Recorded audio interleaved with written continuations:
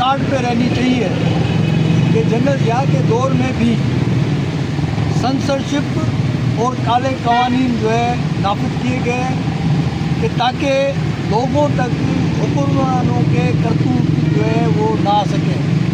اس وقت ہر عام آدمی باشعور ہے، وہ جانتا ہے کہ حکومتی حلقے حکمران جن کو منتخب کر کے اقتدار میں لائے ہیں وہ عوام کے لیے کون سے فائدے رکھ رہے ہیں۔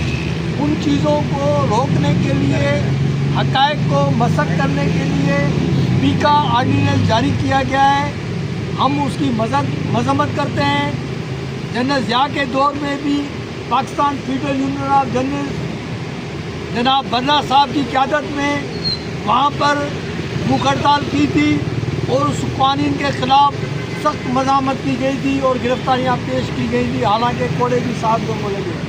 ہم سندھ کے صحافی یہ بتا دینا چاہتے ہیں کہ حکمرانوں کی جانب سے کسی قسم کا بھی اظہار کی آزادی پر بندش لگایا گیا، کنن لگایا گیا، ہم اس کی مذمت کریں گے۔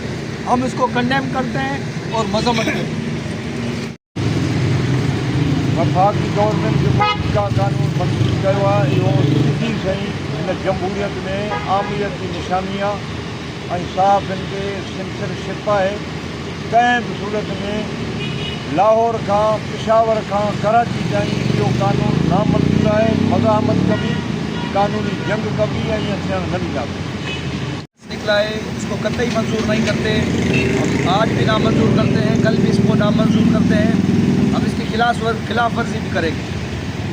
تم جو دھندے کرتے ہو وہ اس کو ہم بے نقاب کریں گے، پھر چاہے تم ہمیں جیل بھیجو، تھانے بھیجو، ہم اس کے لیے بھی تیار ہیں۔ آپ نے ہمیں آزاد چھوڑا کب ہے؟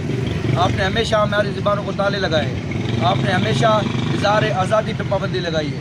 اگر کوئی صحافی کراچی سے لکھتا ہے تو آپ اس پہ شہداد پور میں ایف آئی آر کرتے ہیں، وہ اسلام آباد سے لکھتا ہے تو آپ اس میں سانگڑ میں ایف آئی آر کر دیتے ہیں۔ آپ کا یہ ظلم ہم کبھی برداشت نہیں کریں گے۔ یہ آرڈیننس ہمیں آج بھی منظور نہیں ہے، کل بھی منظور نہیں ہے، اور ہم اس کے خلاف جدوجہد بھی کریں گے ہر میدان میں۔ اب جو بھی آپ کے کالے دھندے ہیں ہم اس کو ظاہر کریں گے، پھر آپ ہمیں جیل میں بند کرو، تھانوں میں بند کرو، ایف آئی آر کرو، ہم ان چیزوں سے ڈرنے والے نہیں ہیں۔ ہم سچ کے ساتھی ہیں اور سچ کا ساتھ دیں گے انشاءاللہ۔